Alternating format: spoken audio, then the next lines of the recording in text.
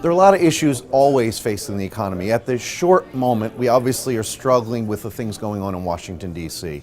Sentiment and attitudes are confused, conflicted, have no clue what the outcome is. Markets and consumers don't like uncertainty. That's the main one. Secondarily, we're at the front end of earnings reporting season, and the earnings growth rate's likely to be fairly timid, call it 2 to 3%. Those two alone are a bit of a problem in the markets. The debt ceiling is a big deal. It's a bigger deal certainly than the government shutdown, which is all about politics. Now, my guess is the debt ceiling, like has happened many times before, will get raised before we have a big problem.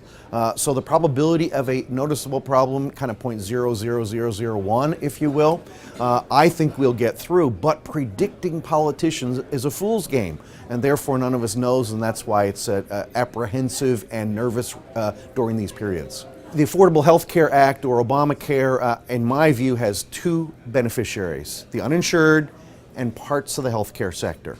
Beyond that, it's a negative for virtually everything else, especially the economy.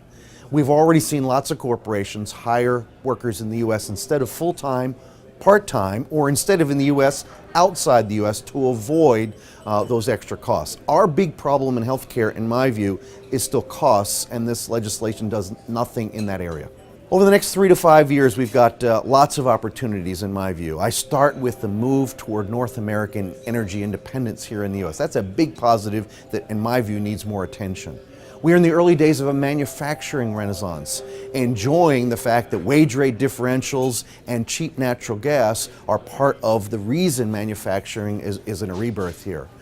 We've had a hard time in emerging markets. I think over the next several years, emerging markets will come back, both their economies and their markets. We just need some more global growth. As the central bank would say, a little more nominal growth, some more real growth, and believe it or not, a little more inflation. If we get some of both, we'll have a good period.